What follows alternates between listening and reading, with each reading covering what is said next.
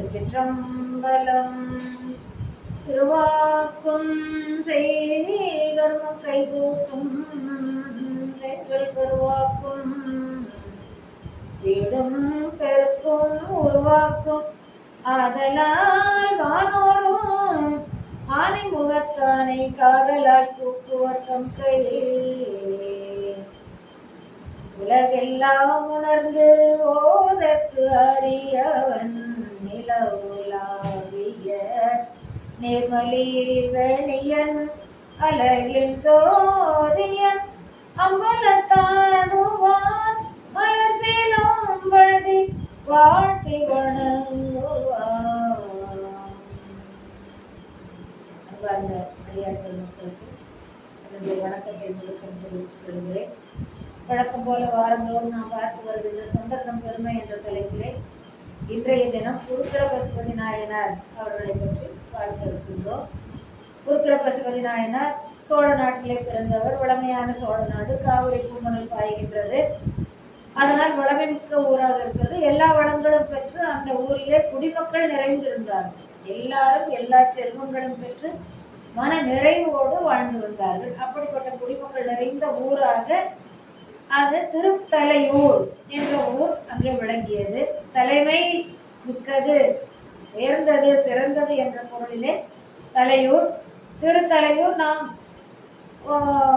ஒரு உயர்ந்த நிலைக்கு சிறப்புக்கு சொல்லுவோம் திரு என்பதை சேர்த்து திருத்தலையூர். அந்த திருத்தலையூரிலே உருத்திர பசுபதி நாயனார் வாழ்ந்து வருகின்றார். உருத்திர பசுபதி நாயனார் பசுபதி, பசுக்களுக்கெல்லாம் பதியாக இருக்கின்ற ஈசன் பெயர். ஈசனுக்கு பசுபதி, நேபாளத்திலே ஈஸ்வரனுக்கு பசுபதி ஈஸ்வரர் என்று பெயர். அப்படி இறைவனுடைய பெயர் பசுபதியை தாங்கி இவர் இருந்தார். பசுக்கள் என்பது உயிர்களாகி நம்மை குறிக்கும். அப்போ நமக்கெல்லாம் தலைவராக விளங்கியவர் பதி. பதி என்றால் இறைவன். எனவே இறைவன் பெயரை கொண்டு அவருடைய பெற்றோர்கள் பெயர் வைத்திருந்தார்கள். தவிர உருத்திர மந்திரத்தை எப்போதும் எந்நேரமும் சொல்லிக்கொண்டே இருப்பார். அதனால உருத்திர பசுபதி. அதற்கு பிறகு நாயனார் வரிசையிலே சேர்க்கப்பட்டதுனால உருத்திர பசுபதி நாயனார் என்ற பெயர் அவருக்கு அமைந்தது. செழுமையான சோலைகள் பல சூழ்ந்து, நீர்வளம் நிலவளம் மிக்க இருக்கின்ற காரணத்தினாலே சோலைகள் பல சூழ்ந்து ரம்மியமான காட்சியை தருகின்ற ஊராக இருந்தது. அங்கே நாள்தோறும் மறையவர்கள் வேள்வி செய்வார்கள். வேள்வி செய்து அங்கே இறைவனை பூசிக்கின்ற பழக்கம். நாள்தோறும் வேள்வி செய்தால் மழை வரும் என்ற ஒரு ஐதீகம் நமக்கு உண்டு. எங்கே வேள்வி செய்வதற்கு முன்போ பின்போ செய்கின்ற பொழுதோ கண்டிப்பாக அந்த நாளிலே மழை வரும். எல்லோரும் அனுபவத்திலே உணர்ந்திருப்பார்கள்.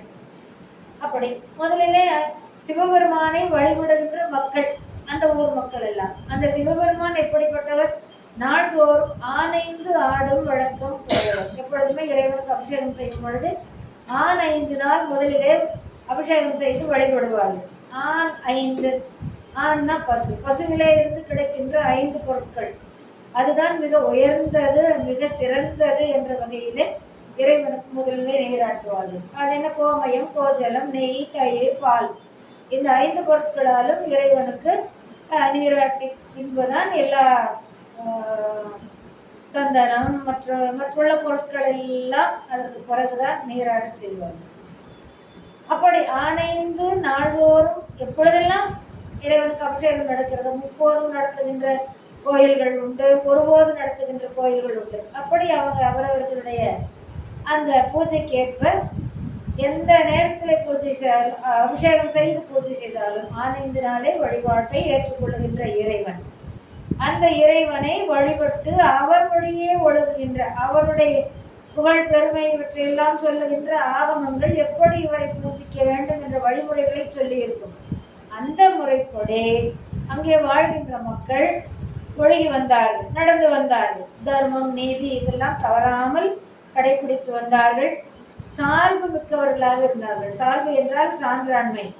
சான்றாண்மை மிக்க குணங்கள், நல்லதையே, அன்பு, பண்பு, பாசம், நேசம் என்று நேர்மறையான சிந்தனைகள், குணங்கள் என்றவற்றையெல்லாம் கொண்டிருக்கிறவர்களுக்குத்தான் சான்றோர்கள் என்று பெயர். திருவள்ளுவர் சான்றாண்மை என்ற ஒரு அதிகாரத்தையே தன்னுடைய திருக்குறளிலே எடுத்தாள்கின்றார். அப்படி சான்றாண்மை மிக்கவர்களாக நிறைந்திருந்தார்கள். அவ்வூரிலே மறையவர் குலத்திலே பிறந்தவர் உருத்திர பசுபதி நாயனார். குலம் மறையவர் குலம். மறையவர்கள் தான் நாள்தோறும் வழிபாடு செய்கின்றார்கள் இறைவனை என்று முன்பு பார்த்தோம். தூயவர், உள்ளத்தில் தூயவர். எப்பொழுது திருநீர் வைக்கின்ற அடியார்கள் எல்லாம் நீங்கள் பார்த்திருக்கின்றீர்களோ அந்த அடியார்களை சொல்லுகின்ற மரபு சேக்கிழார் பெருமான் சொல்லுகிறார், பூசும் வெந்நீர் போல் உள்ளமும் புனிதர்கள் என்பார். அதனால உள்ளம் எப்பொழுதுமே தூய்மையாக இருக்கிறால் அவர்கள் தூய்மையானவர்கள். அந்த வகையிலே நம்முடைய உருகிற பசுபதி நாயனாரை சொல்லுகின்றார் சேக்கிழார் பெருமான். சிவனடியாரை சேர விரும்பி இடையராது அவரது நாமத்தை சொல்லிக் கொண்டிருங்கள். எப்பொழுதுமே அந்த ஊர்ல வாழ்கின்ற மக்கள் எல்லோரும் சிவன் அடியார்களை சேருவது, சிவன் அடியார்களை சேர்கின்ற பாங்கிலேயே சிவனடியை சேருவது என்ற ஒரு முக்கிய நிலை நமக்கு கிடைக்கும். அதுதான் அடியார் வணக்கம் முதலிலே, அதற்கப்புறம் ஆண்டவர் வணக்கம். அதுதான் தொண்டர்தம் பெருமை என்று திருத்தொண்டர் புராணத்திற்கு இன்னொரு பெயர் சொல்லுவார்கள். அப்படி இவர் இறைவனுடைய நாமத்தை இடையராது சொல்லிக்கொண்டே இருப்பார், ஜபித்துக் கொண்டே இருப்பார். அவர்தான் பசுபதி நாயனார். வேத ருத்ர மந்திரங்களை கொண்டு அன்போடு இடையராது நேயமான நெஞ்சோடு இறைவனை துதித்து வழிபடும் தன்மையராக இருந்து கொண்டார். அன்போடு சொல்லணும். காரணம் என்ன என்று நினைக்கிறோம் என்றால், ஒரு இன்று நாம் கடைபிடிக்கிறோம், இன்று மாலை இந்த நேரத்திலே இருந்து இந்த நேரத்து வரை இறைவன் முன்பாக அமர்ந்து இந்த நாமத்தை இத்தனை முறை சொல்ல வேண்டும் நமக்குள்ளே ஒரு கணக்கு வைத்திருப்போம். அந்த கணக்கின்படி நாம் அந்த அவசர அவசரமாக சொல்லி அடுத்த வேலையை செய்வதற்காக அப்படி சொல்லுகின்ற பழக்கமெல்லாம் இல்லாமல் நின்று நிதானமாக இறைவன் மேல் அன்பு கொண்டு இறைவனை துதித்து நாமங்களை சொல்லி வழிபடுகின்ற, இடையறாமல் வழிபடுகின்ற நேய நெஞ்சம் உடையவராக இருந்தார். இது நித்தமும் நியமமாக செய்து வந்தார். திரு உருத்திரத்தை கணித்து பேரடைந்ததனால் உருத்திர பசுபதி என பெயர் பெற்றார். அழகிய தூய்மையும் ஆழமும் நிறைந்த நீருக்குள்ளே, தூய்மையானது அழகாக இருக்கு, பார்த்தாலே அதுக்குள்ளே இறங்கி குளிக்கலாம் என்று தோன்றும். அப்படிப்பட்ட ஆழமாக இருக்கின்ற அந்த நீருக்குள்ளே இறங்கி, குளம் அல்லது ஆறு இறங்கி அந்த நீருக்குள் நின்று கொண்டு எப்படியெல்லாம் இரவு பகலாக எந்த நேரமும் கழுத்தளவு நீருக்குள் நின்று திரு உருத்திரத்தை சொல்லி இறைவனை வழிபடுகிறார். அப்போ ராப்பகல் விராமப்பட்டு சொல்லுவார், இரவும் பகலும் உன்னுடைய அடியாரையே நான் சார்ந்து வாழ்கின்றேன் சொல்லுவார். அதுபோல இரவும் பகலுமாக கழுத்தளவு நீருக்குள் நின்று உருத்திரத்தை சொல்லி இறைவனை வழிபடுகின்ற வழக்கமுடையவராக இருந்தார். திரு உருத்திரம் என்பது என்ன? திரு ஐந்தெழுத்து. ஐந்தெழுத்து தான் திரு உருத்திரம் என்பது. ஓம் சிவாய நம என்பது. இந்த திரு ஐந்தெழுத்தை உள்ளுரையாக கொண்டு மறையின் பயனாக விளங்கும். வேதத்தின் பயனே ஐந்தெழுத்து தான்.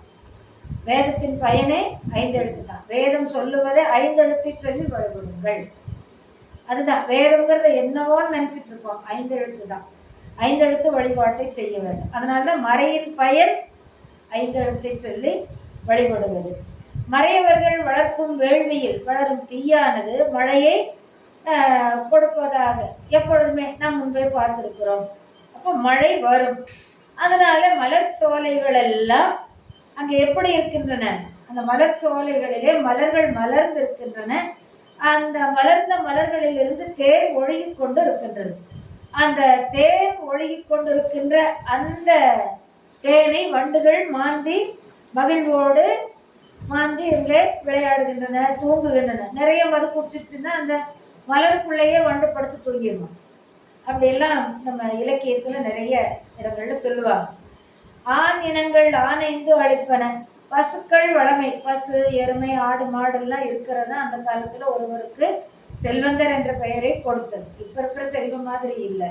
அப்பெல்லாம் பசுக்கள் எருமைகள் ஆடுகள் இதெல்லாம் பால் கறக்கும். பால் கறந்து இறைவனுக்கு அபிஷேகம் வீட்டுக்கு பயன்படும். அதை பால் கறந்து அதை காய்ச்சி தயிராக்கி மோராக்கி வெண்ணெயாக்கி நெய்யாக்கி இதையெல்லாம் ஆண்டவருக்கு வழிபாடு செய்வதற்கும் அவர்கள் வாழ்க்கைக்கு கொண்டு சென்று விற்பனை செய்து அதன் மூலமாக வருகின்ற பணத்தை வைத்துக் கொண்டு வாழ்க்கையை நடத்துவார்கள். இப்படியெல்லாம் இருந்து வாழ்ந்து வந்தார்கள். தர்மம் நீதி சான்றாண்மை இவர்கள் தவறாமல் கடைபிடித்து வந்தார்கள். இந்த மூன்றும் மிக்க இருந்த காரணத்தினாலே தான் மிக முக்கியமானதாக இந்த மூன்றும் கருதப்படுகிறது. இந்த மூன்றையும் கடைபிடித்து வந்ததனால்தான் அவர்களுக்கு திருத்தலை ஊர் என்ற பெயர் வந்தது. அவர்கள் சான்றாண்மை மிக்கவர்களாக இருந்தார்கள்.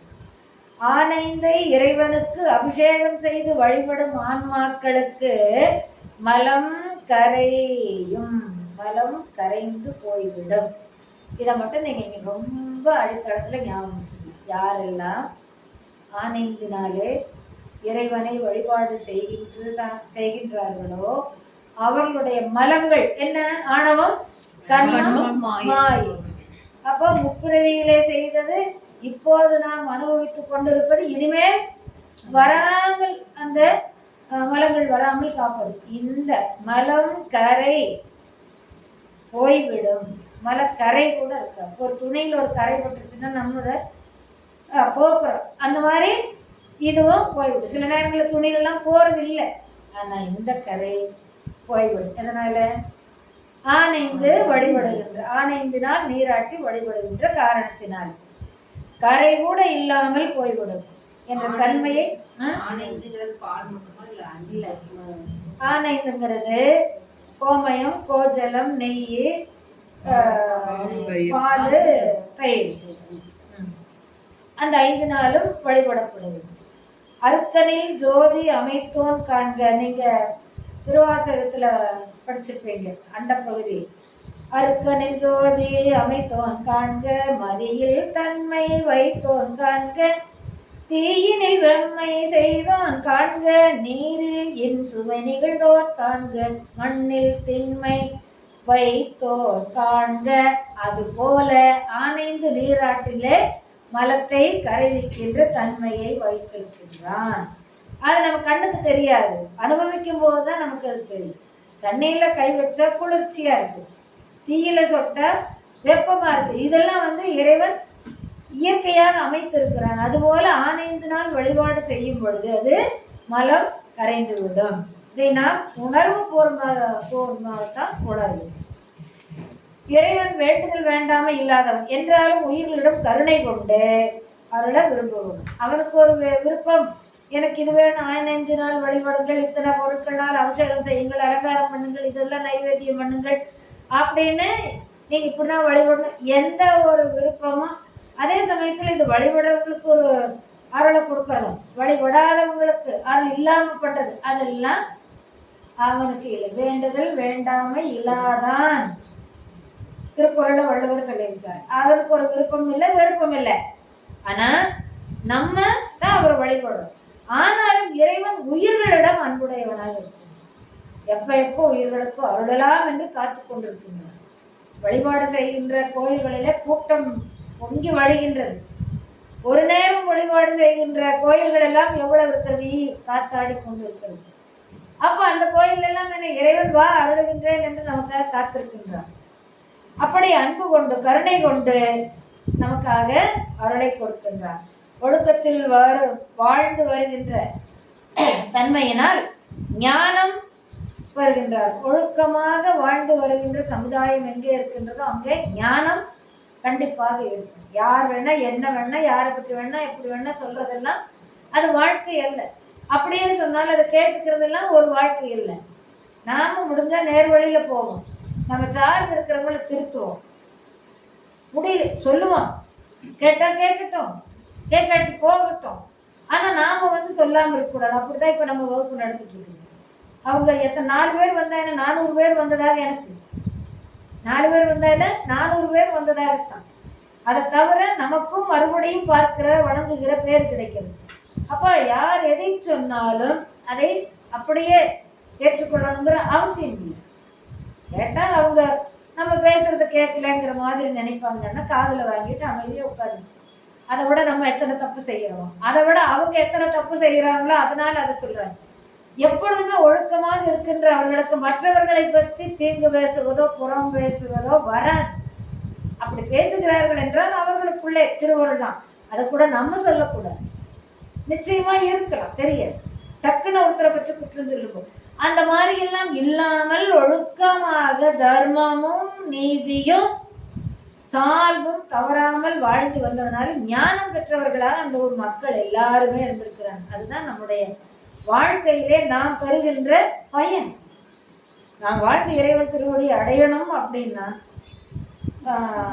ஔவையார் அழகா சொல்லியிருப்பாங்க ஒரே ஒரே ஒரு வரியில, மனம் போன போக்கெல்லாம் போக வேண்டாம், பிறரை பொல்லாங்கு சொல்ல வேண்டாம், வந்தனைகள் செய்வாரோடு இணங்க வேண்டாம். எத்தனை நீ இன்னைக்கு அதெல்லாம் இல்லவே இல்லை பாடங்கள்ல வகுப்புல போயிட்டோம். அப்படி இந்த தர்மம் இந்த வரலாற்றுல தர்மம் நீதி சால்பு இந்த மூன்றையும் வற்புறுத்துகின்றார் சேர்க்கிறார்கள். அப்ப அதை உடையவர்களாக மக்கள் வாழ வேண்டும் என்பது. இந்த தர்மம்ங்கிறது ரெண்டு வகை, சிவதர்மம் உலக தர்மம். உலகத்துல நம்ம ஒருத்தருக்கு ஒருத்தர் பார்த்துக்கிறதும் பேசிக்கிறதும் முடிஞ்சது உதவி செய்துக்கிறதும், கோபமா பேசாமல் இருத்தலே தர்மம்.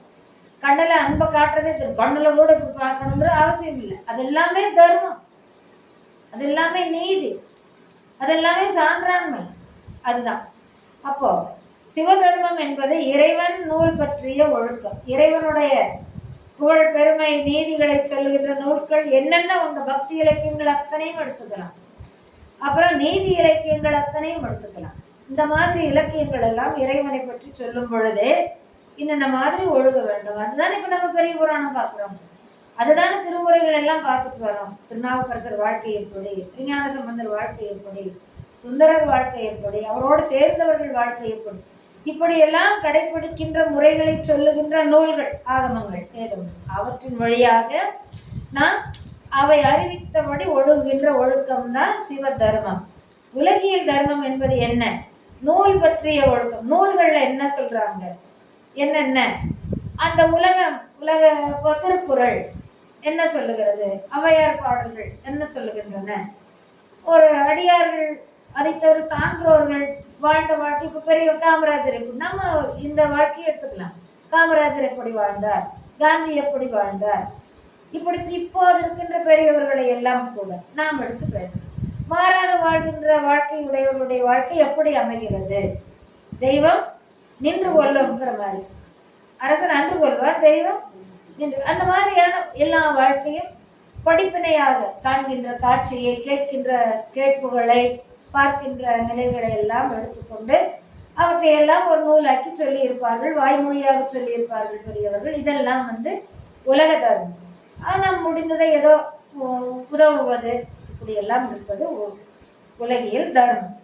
நீதி அப்படிங்கிறது என்ன, ஒரு நியதி, இது இப்படிதான் விதிச்சிருக்குது, இதன்படிதான் போகணும். அது நம்ம உலக வாழ்க்கையில் நம்ம ஒவ்வொருத்தர் குடும்பத்துல சில தர்மங்களை வச்சிருப்பாங்க. காலையில் எழுந்திரிச்சு இரவு படுக்கிற வரையில் இப்படிதான் இருக்கணும். இன்னுமே 5 மணிக்கு எழுந்திருக்கிற குடும்பங்கள் உண்டு. எழுந்திரிச்சு பல்ல விளக்கிட்டு உட்கார்ந்து பூஜை பண்ணி மந்திரங்கள் சொல்றதை சொல்லி அதுக்கப்புறம் நியதியா வழிபடணும். அதை தவிர அலுவலகத்துல இந்த மாதிரிதான் இந்த கோட்பாடுகள் தான் இப்படித்தான் வச்சிருப்பாங்க. அந்த முறைப்படி நடக்கும் நீதி. இப்ப நீதியில என்ன பண்றாங்க, நீதிமன்றத்துலலாம் நீங்க சாட்சி வேணும், சான்று வேணும். நீங்க உண்மையாவே நடந்திருக்கலாம், ஆனா மறுப்பு சொல்றாங்க, அவங்க அதுக்கான சாட்சி வச்சிருக்கிறாங்க, அதனால உங்களுக்கு இப்படித்தான். இது அந்த நீதி தான் அப்படிதான் சொல்லும். அவங்க நம்ம நல்லதே செஞ்சிருக்கு, சாட்சி எங்க அப்படிதானே கேட்கிறாங்க. அந்த மாதிரி அம்முறைப்படி நடப்பது, விதிகளையும் விலக்குகளையும் அறிந்து கொண்டு அதற்கு தக்கபடி ஒழுகுது. எது விதிக்கப்பட்டிருக்கிறதோ எது விலக்கப்பட்டிருக்கிறதோ அதை அறிந்து கொண்டு அதுக்கு தக்கவாறு ஒழுகுது. அதுக்கப்புறம் கசடர கற்க கற்பவை கற்க கற்றபின் அதற்கு தக நிற்க, இந்த முறைப்படி நடக்கணும்.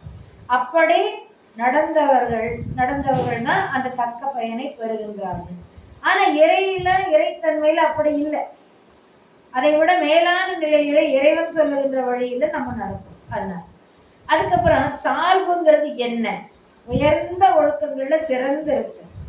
எத்தனைதான் வந்தாலும் அன்போடு இருப்பது, எத்தனைதான் இருந்தாலும் பிறருக்கு கொடுப்பது, எத்தனைதான் இருந்தாலும் நல்லதையே செய்வது, நல்லதையே பேசுவது, நல்லதையே நினைப்பது, இப்படி உலக நூல்களால் உணர்த்தப்படுவன மற்றும் இந்த பொதுவான இலக்கணங்களை கொண்டு அன்பு பண்பு பாசம் நேசத்தோடு வாழ்ந்து இப்படி தலையூர் மக்கள் வாழ்ந்து வருகின்றார்கள். அந்த பாட்டில் சொன்னதுக்கு சேர்க்கிறார் பெருமான் பாடலா பாடி இருக்கிறாரு. அதற்கு தக்கவாறு CKS ஐயா உரை எழுதியிருக்கிறார். அதுதான் அவங்கெல்லாம் அனுபவிச்சு எழுதியிருக்கிறாங்க. அந்தந்த இடங்களுக்கு எந்தெந்த நாயனார் எந்தெந்த ஊர்களிலே வாழ்ந்தார்களோ அந்தந்த ஊர்களுக்கு சென்று சான்றுகளை திரட்டி எழுதியிருக்காங்க. இத்தகைய ஊரில் மறைவர் மரபில் தோன்றியவர் தூயவர் ரிஷப வாகனத்தை ஊர்ந்து வரும் சிவபெருமான் என்ன பண்ணியிருக்கார், அம்மைக்கு இடப்பாகத்தை கொடுத்திருக்கிறார். இப்படிப்பட்ட சிவபெருமானை வணங்குகின்ற அடிமைத்திறம் பூண்ட ஐயர் மறையவர் குலத்திலே தோன்றியவர் பசுபதியார். புற தூய்மை நீரால் அமைந்துவிடும், அக தூய்மை வாய்மையால் காணப்படும். எனவே மெய்மையாக இருப்பது தூய்மையாக இருப்பதுன்னா புறத்துல மட்டுமல்ல, அகத்துக்குள்ளையும் அப்படிதான், உள்ளத்தாலும் அப்படிதான் இருக்கணும். மனம் மொழி மெய்யால் தூய்மை. பசுக்கள்னா உயிர், பதினா இறைவன், இறைவனை பதியாக கொண்டவர் பசுபதி. அந்த ருத்திரம் எப்படி எதை அவர் இடையராது உச்சரித்து வந்தார், அதுக்கு ஒரு விளக்கம் என்ன, அதற்கு என்ன பாடல்? அருமறை ருத்ரம், வேதங்கள் சொல்லுகின்ற அருமையான வேதங்கள், கேட்பதற்கும் சொல்லுவதற்கும் அருமையானது, அதே சமயத்தில் மிக அருமையானது, ரெண்டு பொருள். அப்படிப்பட்ட மறை, மறைன்னா வேதம். அந்த அருமறை ருத்ரம் என்ன? கண் இருப்பதால் உடலுக்கு பெருமை. அதுபோல ருத்ரத்தை இதயத்தில் கொள்வதால் மறை பெருமை பெற்றது. ருத்ரத்தை எங்கே வச்சுக்கணும்? இதயத்தில் நேரமும் ஜெபித்து கொண்டே இருக்கணும். தூங்கும் போது கண்ணியது உன் புகழ் கற்பது உண்ணாமும் கசிந்து பக்தி பண்ணியது உன்னிரு பாதாம்புயத்தில் பகல் இரவா நன்னியது உன்னை நயந்தோர வைத்தீடு நான் செய்த புண்ணியம் ஏது அம்மை ஏழை போட்டோழை. அதுபோல எந்த நேரமும் குருத்திர மந்திரத்தை ஓம் சிவாய நம ஓம் சிவாய நம உச்சரித்து கொண்டே இருக்க வேண்டும். அதனால மறை பெருமை பெற்றது, அதனால வேதமே பெருமை பெற்றது. வேதத்தின் மத்தியிலே விளங்குவது ருத்ர மந்திரம் சிவாயனம். உடலும் உயிரும் போல மறையும் ருத்ரமும். உடலை விட்டு உயிர் பிரிஞ்சா ஒரு பயனும் இல்லை. உடலுக்கு என்ன பயன்? இந்த உடம்பு இருக்கும்போது தான் நம்ம இவ்வளவு செய்ய முடியுது. இந்த உடம்பு இல்லைன்னா ஒன்றும் பண்ண முடியாது. அது உயிர் இருந்தாதான் இந்த உடம்பு செயல்படும், உயிர் இல்லைன்னா. அதனால உடலும் உயிரும் போல இந்த மறையும் ருத்ரமும். மறையை விட்டு ருத்ர மந்திரத்தை சிவாயனம் 5 எழுத்தை பிரிக்க முடியாது. 5 எழுத்து இல்லாமல் வேதங்கள் வேற எதையும் சொல்வதும் இல்லை. வேதத்தின் கண் ருத்ரம், வேதத்தின் கண்மணி திருவைந்தெழுத்து. சரிங்களா? வேதத்தின் இதயம் சிவ பஞ்சாட்சரம். 5 எழுத்து மந்திரமே 3 எழுத்தா அகர உகரம்னு மாறி கடைசியில சிவ என்று மாறி கடைசியில சி. நாயோட்டு மந்திரம் C C C C C. இதெல்லாம் வாயால் சொல்லக்கூடாது, உள்ளத்துக்குள்ள இதயத்துக்குள்ள வைத்து சொல்லணும். ஒரு சின்னு சொல்றதுனால சி சி சின்றதுனால அது நாயோட்டு மந்திரம்னு அவங்க ஒரு குறியீடாக வச்சிருக்காங்க. அப்படி இதயத்துக்குள்ள சிவ பஞ்சாக்கரம், பஞ்சம்னால 5 அக்ஷரம், அதான் 5 எழுத்து. அந்தியும் நண்பகலும் 5 எழுத்து மந்திரம் சொல்லி வழிபடும். ஞானசம்பந்தர் மட்டும் நமச்சிவாய் பதியத்தை 2 பதியமும் காதலாகி கசிந்து கண்ணீர் மல்கி ஓதுவார் தம்மை நன்னெறிக்கு உயிப்பது வேதம் 4னும் மெய்ப்பொருளாவது நாதன் நாமம் நமச்சிவாயம். இது 5 துஞ்சலும் துஞ்சல் இல்லாத பொழுதிலும் நெஞ்சகம் நைந்து நினைவின் நாள்தோறும் வஞ்சகமற்ற அடி வாழ்த்த வந்த கூற்று அஞ்ச உதைப்பன 5 எழுத்துமே. இப்படி 2 பதியும் பாடியிருக்கார். 5 வேதம் 4 ரிக் யஜுர் சாமம் அதர்வனம். அந்த அதர்வனம்ங்கிறது என்னன்னா மற்ற ரிக் யஜுர் சாமத்தினுடைய தொகுப்பாக அந்த அதர்வதன வேதம் வந்திருக்கிறது. அதனாலே வேதம் 3 திரயம் என்று திரையி என்று சொல்லுவார்கள். திரையின்னு 3. இந்த குறியீடை வச்சு வேதங்கள் 3 ரிக் யஜுர் சாமம். அதுல 3 வேதத்துல இடையில் இருப்பது யஜூர் வேதம். இது 7 காண்டங்களை உடையது. இந்த சிவங்கிற 5 எழுத்து சிவ 5 எழுத்து மந்திரம் எங்க இருக்குது எப்படி இருக்குதுன்னு சொல்றதுக்காக இதை சொல்லிட்டு வராங்க. இதை கவனமா வாங்கிக்காங்க. அதனால வேதங்கள் 3 ரிக் யஜூர் சாமம். அந்த 3 வேதத்திலே மத்தியிலே இருப்பது யஜூர் வேதம். அந்த யஜூர் வேதம் 7 காண்டங்களை உடையது. அதன் இடையிலே உள்ளது 4வது காண்டம். அந்த 4வது காண்டங்கள் 11 அணுவாகங்களை உடையது. அந்த 11 அணுவாகங்களின் இடையிலே உள்ளது 6வது சூக்தம். அந்த 6வது சூக்தத்தில் விளங்குவது திரு உருத்திர மந்திரம். இந்த உருத்திர மந்திரத்தின் நடுவிலே இருப்பது சி பஞ்சாக்கரம். சரிங்களா? அந்த ஸ்ரீ பஞ்சாக்கரம் 5 எழுத்துக்கு நடுவுல உள்ளது சிவ என்னும் திருநாமம். அதனால எங்க மையத்துல விளங்குகின்றது, வேதத்தின் மையத்துல விளங்குகிறது. யஜூர் வேதம் மையம், யஜூர் சாமம் அதர்வனம் 4. அந்த 4ல 4வதாக விளங்குகின்ற அதர்வன வேதம் இந்த 3னுடைய தொகுப்பாக அமைகிறது. அப்படி அமையும் போது 3 வேதம் தான் ரிக் யஜூர் சாமம். அந்த 3லே யஜூர் வேதம் நடுவனதாக விளங்குகின்றது. அந்த யஜூர் வேதம் 7 காண்டங்களை உடையது. அந்த 7 காண்டங்களிலே நடுவிலே விளங்குவது 4வது காண்டம். இந்த பக்கம் 3 அந்த பக்கம் 3 4வது நடுவு. 4வது காண்டத்திலே 11 அனுவாகங்கள் உள்ளன. அது அந்த வேதத்தில் சொல்லுகின்ற பெயர்கள் அந்த அந்தந்த இடத்துக்கு தக்கவார்.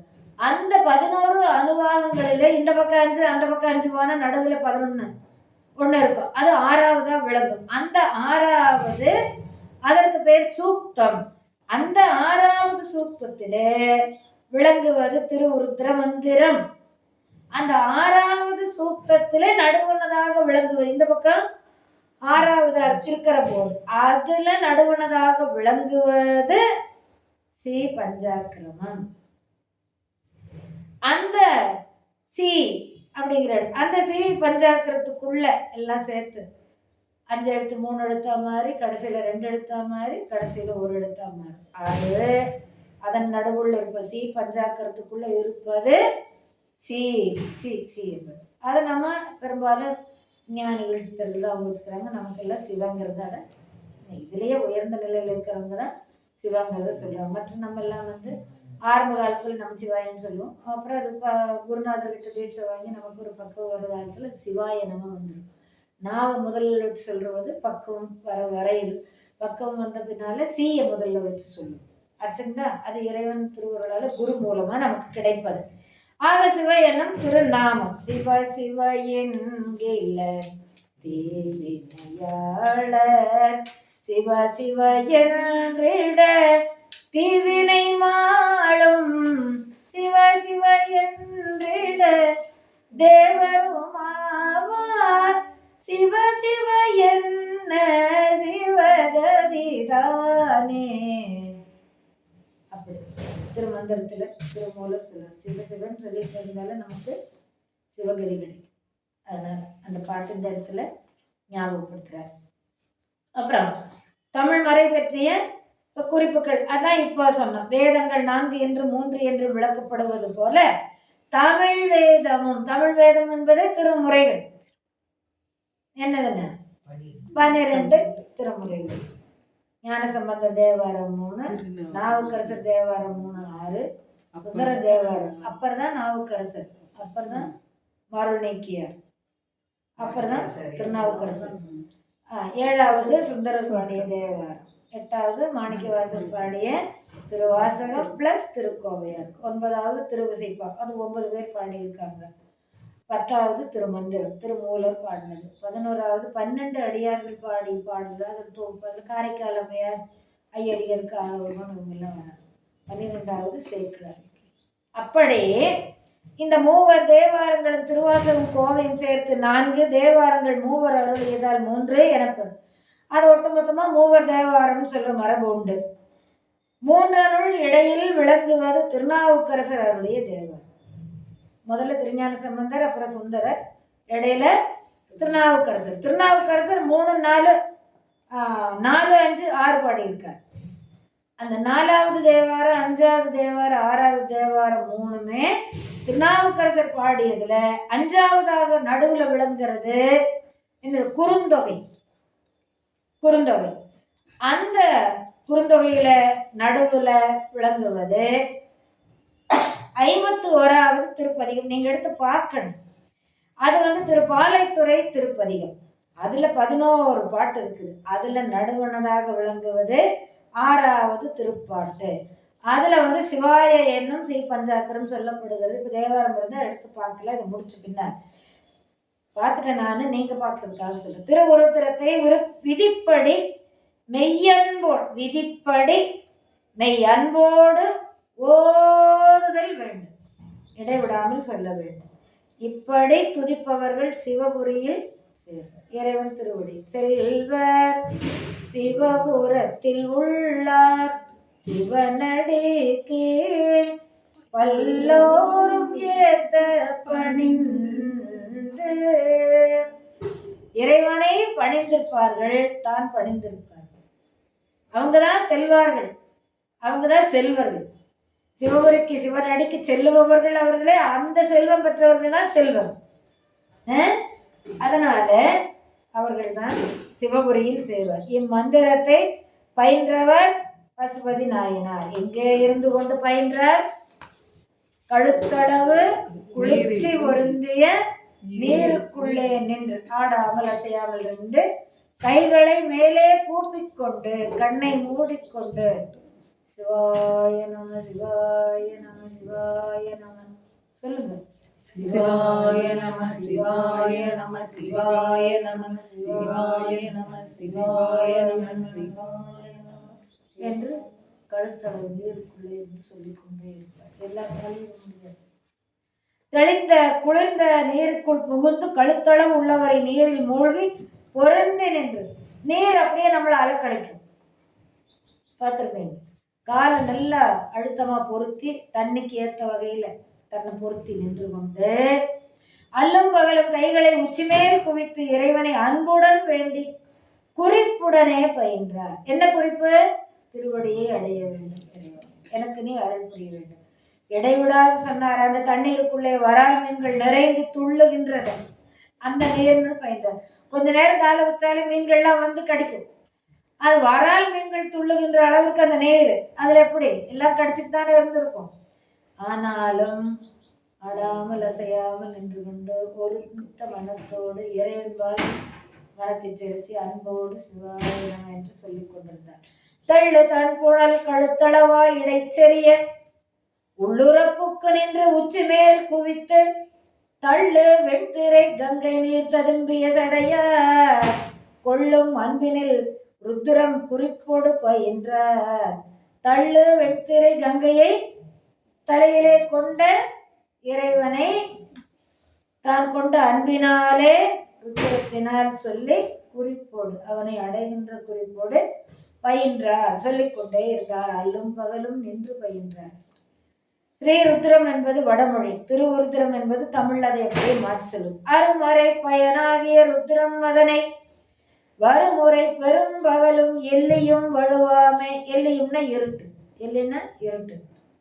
பகலும் எல்லையும் வழுவாமை, கொஞ்சம் கூட தவறாம திருமலர் பொகுட்டு இருந்தவர் அனையர். திருமலர் பொகுட்டிலே இருந்தார் யாரு? பிரம்மா. தாமரை மலர்ல இருந்தவர் பிரம்மா. அவரை போல அந்த மலருக்குள்ளே இருந்து சொல்லுவது போல இவர் தண்ணீருக்குள்ளே இருந்து சொல்லிக்கொண்டே இருந்தார். சில நாள் பல நாள் ஒருமை உய்த்திட ஒரு ஒருமித்த சிந்தனையராய் ஒருமையுடன் அந்த திருமலரடி நினைக்கின்ற உத்தமிர்தம் உற வேண்டும். அது மாதிரி ஒருமித்த சிந்தையோடு உயிர்ந்திட மகிழ்ந்தவர் உமையிடம் மகிழ்ந்தவர். சிவபெருமான் எப்பொழுதுமே இடபாகத்திலே உமையை கொண்டிருப்பார். அப்படி இருக்கின்றது அவருக்கு மகிழ்ச்சி. அப்படி மகிழ்ந்தவர் இந்த வழிபாட்டை ஏற்றுக்கொண்டு மகிழ்ந்தார். யாருடைய வழிபாடு? பசுபதி நாயனாருடைய வழிபாடு. அவரை எதற்கு உண்மையாக சொல்லுகிறார்கள்? யாருக்கு உண்மையாக சொல்லுகிறார்கள்? பிரம்மாவுக்கு உண்மையாக பசுபதி நாயனாரை சொல்லுகிறார் சேர்க்கிறார். எப்படி தாமரை பொகுட்டிலே இருந்து கொண்டு பிரம்மா சிவனை வழிபட்டாரோ அது போல இவர் தண்ணீருக்குள் நின்று வழிபட்டார். இதெல்லாம் அருமை. அவ்வளவுதான். அதுக்கு அது கொடுத்து வச்சிருக்கணும். நம்மள என்னை போல பாவம் பண்ணவங்க எத்தனை நாள் ஈடறவே முடியாது. என்னை போல பாவம் பண்ணவங்க என்ன பண்றது? அருமறை பயனாகி ஒருத்தர் இது திருநாவுக்கரசரே சொல்றார். நான் ரொம்ப பாவம் பண்ணிட்டேன். எவ்வளோ எத்தனை பாவம் பண்ணணும்? 81 வயசு வரையிலும் இருக்க வேண்டியது இருக்கு இல்லையா? அவர் நினைச்சாரோ இல்லையோ இருக்கிற காலங்கள் வரையிலும் இறைவனை பாடிக்கொண்டே இருந்தார். நமக்கு நினைக்க சொன்னதில்லை. சின்ன வயசுலேயே எல்லாரும் திருவருள் அடைஞ்சிட்டாங்க. இவருக்கு 81 வயது வரையில இருந்து லோல் பெற்று இறைவனுடைய திருவருளால தான் வந்தது. ஆனா கூட அப்படின்னு பாருங்க. மறைகள் 3 பாகுபாடுகளுடையது. மந்திரம், பிரமாணம், உபநிடதங்கள். மந்திரம் என்பது சாமானிய காமமாதிகளை இப்ப நம்ம இந்த உலக விஷயத்தை வேண்டி மந்திரம் ஜபிக்கிற, வாய் விட்டு ஜபிக்கிறார், அது உலக பயன்களைத்தான் தரும்.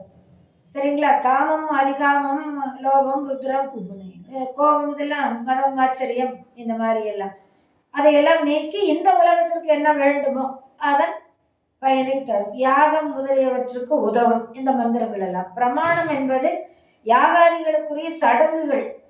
யாகம் எல்லாம் என்ன செய்யறதா எடுத்து நம்ம பார்க்குற நிறைய கோயில்கள் எல்லாம் பார்க்குறோம். உபநிடதங்கள் இறைவனது இலக்கணங்களை எடுத்து சொல்லுவன. இந்த 3 வகையாக பாகுபாடுகளை உடையது வேதங்கள். அதுல ருத்ரமானது மந்திரமாகியும் இருக்கும், வேள்வி தீயை தன்னுள் அடக்கி கொண்டது ஆகியும் இருக்கும். எப்படிங்க? மந்திரமாகவும் இருக்கிறது, வேள்வி தீ அந்த வெப்பத்தை தனக்குள்ளே அடக்கி கொண்டதாகவும் இருக்கு, அதுவும் மந்திரம்தான். அதுல இருந்து எழுந்திருக்கின்ற ஜுவாலையை நீங்கள் படம் பிடிச்சு பார்த்தீங்கன்னா, எந்த இறைவனை வேண்டுகின்றோமோ மனசுக்குள்ள எந்த இறைவன் இருக்கிறானோ அது அந்த ஜுவாலையில் நமக்கு தெரியும். படம் பிடிச்சு பார்க்கணும். பார்த்து பழகப்பட்டவங்களுக்கு அந்த வேள்வி தீயை பார்க்கும்போதே தெரியும். சிவனே தனி முதலாம் பரன் என்று சிவனது முழுமுதல் தன்மையும் அதுல தெரியும். இத்தனை தன்மைகளையும் கூறுவதனால அது ருத்ரம். வேதங்களின் 3 தன்மைகளையும் தன்னுள் கொண்டு விளங்குவது ஸ்ரீருத்ரம். அதனால் இது அருமறை பயனாகும் பெருமை பெற்றது. துன்பக்கடலுள் அழுந்தும் தொண்டர்களை எடுத்து இன்பக்கரையில் ஏற்றுவதனால் சிவபெருமானுக்கு ருத்ரன் என்று பெயர். ருத்ரன் ஏன் பேரு? துன்பத்துல வருந்தி, துன்ப கடலுக்குள் வருந்தி இருக்கிறவங்க, பிறவி பெருங்கடல் தொல்லையிரும் பிறவி சூழும் தலை நீக்கி அல்லல் அறுத்து ஆனந்தம் ஆக்கியது. அதான் இங்கே துன்பக்கடலுக்குள் அழுந்தி கொண்டிருப்பவர்களை எல்லாம் இறைவன் பார்த்து பார்த்து அவரை எடுத்து இன்பக்கடலுக்குள் வைக்கின்றான். எதனால? அவர்கள் மந்திரம் சொல்லி இறைவனையே வழிபட்டு இறைவன் மேல் அன்பு கொண்டு இருக்கிறவங்களை பார்த்து அருள் புரிவார். அவன் அருள் புரிவதற்கு காத்து கொண்டிருக்கிறார். அப்படி சிவபெருமானுக்கு ருத்ரன் என்று பெயர். வேதம் 4 மெய்ப்பொருளாவது நாதன் நாமம் நமச்சிவாயவே அந்தையும் நண்பகலும் அஞ்சுவதும் சொல்லி இறைவனை வழுத்த வேண்டும். அதனால நாவனுக்கு அருங்கலம் நமச்சிவாயவே அன்புடனே அதனால நாம் என்ன செய்யணும் அப்படின்னா, இப்படி ஓதியவர் பசுபதி நாயனார். இப்படி ஓதியமையால் அவருக்கு இறைவன் திருவடி கிடைத்தது. அதுக்கு ஒரு பாட்டு சொல்றார், அருமையான பாட்டு. நீடும் அன்பினில் ருத்திரம் ஓதிய நிலையால், நீண்ட அன்பினாலே நெடுங்காலம் தன்னுடைய வாழ்விலே அந்த தண்ணீருக்குள் கழுத்தளவு நின்று கொண்டு கைகள் 2ஐயும் மேலே குவித்து மனதை ஒருமைப்படுத்தி இறைவனுடைய 5 எழுத்து மந்திரத்தை சொன்னதனாலே ஓதிய நிலையால் ஆடு சேவடி அருகுரு அணைந்தார். ஆடுகின்ற சேவடி உடையவர் நடராஜமூர்த்தி சிவபெருமான். அவருடைய அருகிலே திருவடியை அணைந்தார். அவருக்கு பாடு பெற்ற சீர் ருத்ர பசுபதியாராம் கூடும் நாமமும் நிகழ்ந்தது குவலயம் போற்ற. அதனாலேயே அவருக்கு ருத்ர பசுபதி நாயனார் என்ற பெயர் கிடைத்தது. இவருடைய வரலாற்றை நாம் அறிந்து கொள்வதன் மூலமாக நாம் என்ன செய்ய வேண்டும், எதை கடைபிடித்து நடக்க வேண்டும் என்பதை நமக்கு அறிவுறுத்துகிறது இவருடைய வரலாறு. அதனால எந்த வேலை செய்தாலும் தாதியின் கருத்தெல்லாம் தலையிலே இருக்கின்ற தண்ணீர் குடத்து மேலே இருந்தாலும் அவள் எப்பொழுதுமே இறைவனுடைய நாமத்தை சொல்லி கொண்டிருப்பாள். என்ன வேலை பண்ணாலும் என்ன இது பண்ணாலும், அப்படி கையை வீசி நடந்தாலும் தோழியரோட பேசிக்கொண்டே போனாலும் தலையில இருக்கிற தண்ணீர் குடத்து மேலதான் அது விழுந்துடக்கூடாது. அப்போ அதுக்கு தகுந்த மாதிரி தன்னுடைய தலையாட்டி தண்ணீர் கொடுத்து தக்க வச்சுக்கணும்.